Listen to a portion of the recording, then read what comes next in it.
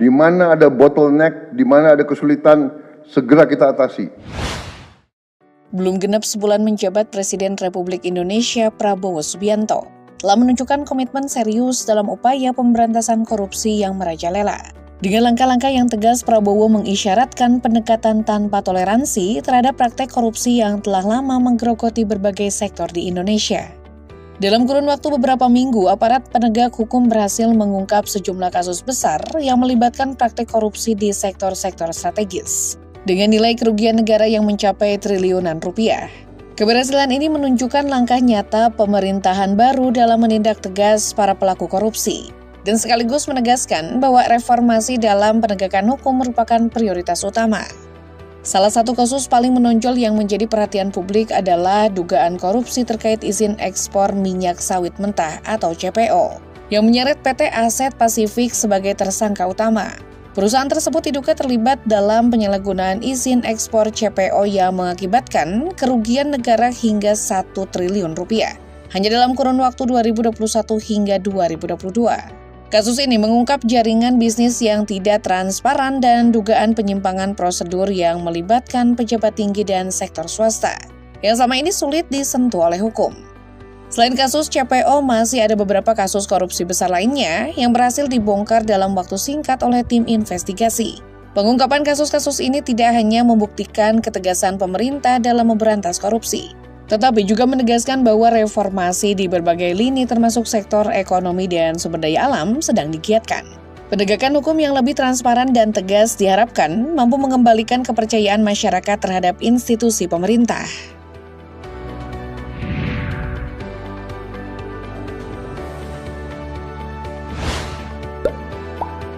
Kejaksaan Agung baru-baru ini melakukan penggeledahan di kantor PT Aset Pasifik dan menyita uang tunai hampir 1 triliun rupiah.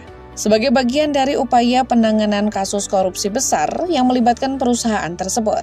PT Aset Pasifik juga terlibat dalam skandal korupsi terkait Duta Palma Group yang melibatkan penyalahgunaan izin ekspor minyak sawit mentah atau CPO. Kasus ini dianggap sangat merugikan negara dengan perkiraan nilai kerugian mencapai angka yang signifikan. Perusahaan ini disinyalir melakukan praktik ilegal dalam proses perizinan ekspor CPO, yang melibatkan manipulasi dokumen dan pemberian izin secara tidak sah.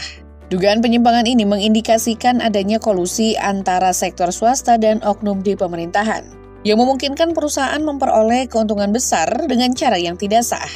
Dalam waktu singkat, kerugian negara dari kasus ini meningkat tajam, menyoroti kelemahan sistem pengawasan yang memungkinkan terjadinya korupsi pada sektor yang memiliki peran strategis bagi perekonomian Indonesia.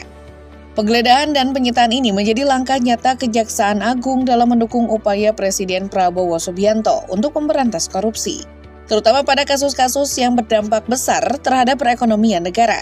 Pemerintah berkomitmen untuk menindak tegas pelaku-pelaku korupsi termasuk dari kalangan perusahaan besar yang selama ini sulit dijangkau oleh hukum. Keberhasilan pengungkapan kasus ini diharapkan menjadi peringatan bagi pihak lain agar tidak melakukan penyimpangan, serta memperbaiki tata kelola industri CPO di Indonesia.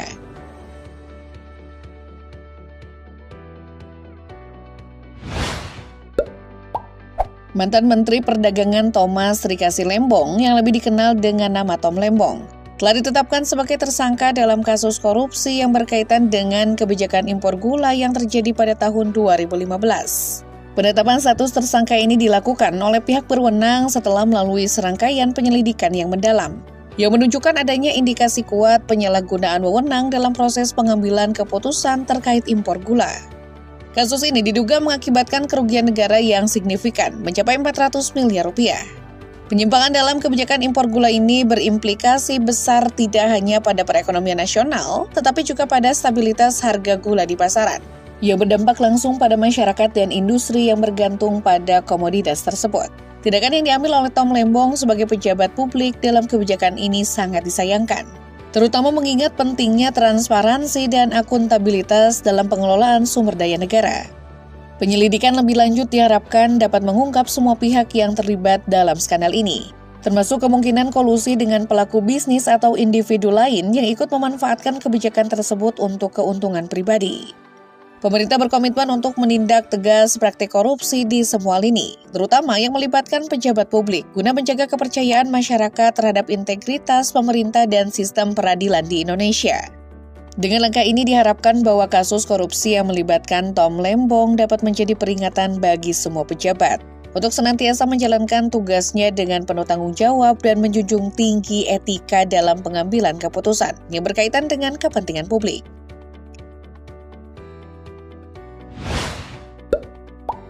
Kejaksaan Agung menetapkan 3 hakim dari Pengadilan Negeri Surabaya seorang pengacara bernama Ronald Tanur, serta mantan pejabat Mahkamah Agung sebagai tersangka dalam kasus dugaan korupsi terkait vonis bebas yang diterima Ronald Tanur.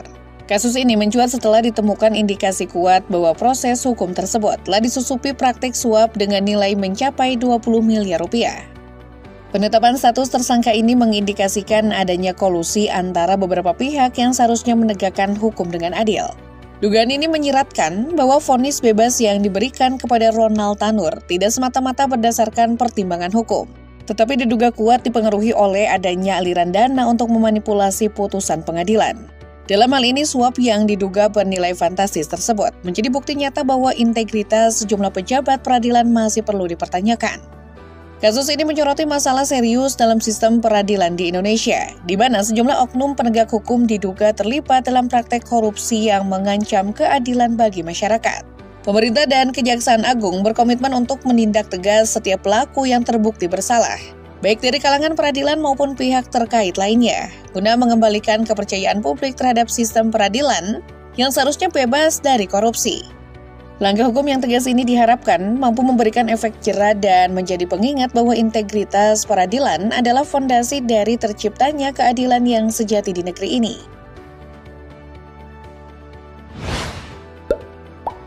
Pemerintah tidak hanya fokus pada kasus korupsi di tingkat atas, tetapi juga menaruh perhatian pada penyalahgunaan dana publik di tingkat lokal.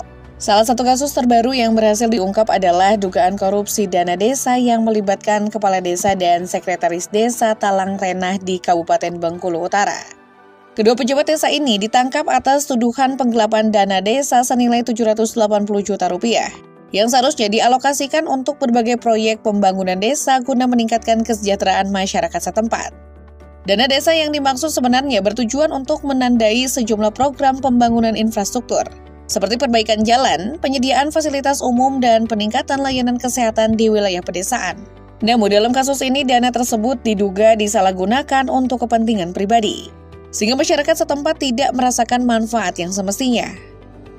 Pengungkapan kasus ini menunjukkan keseriusan pemerintah dalam mengawasi penggunaan dana desa dan memastikan bahwa anggaran yang diperuntukkan bagi pembangunan di tingkat akar rumput tidak disalahgunakan.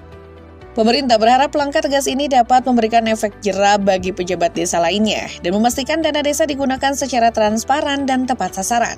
Kasus ini juga mempertegas komitmen pemerintah untuk memberantas korupsi di semua lini, mulai dari pusat hingga tingkat desa guna mewujudkan pemerintahan yang bersih dan berintegritas.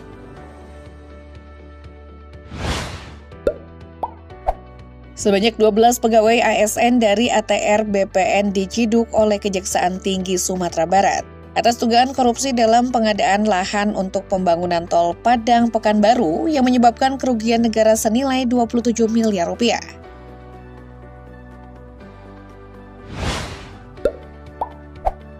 Kasus besar lainnya menyeret PT Antam, di mana 6 tersangka ditetapkan atas dugaan produksi ilegal 109 ton logam mulia. Para tersangka memanfaatkan produksi emas ilegal dengan merek LM Antam yang menimbulkan kerugian besar bagi perusahaan negara. PT Antam diduga mengalami kerugian senilai 1,266 triliun akibat kasus rekayasa jual beli emas.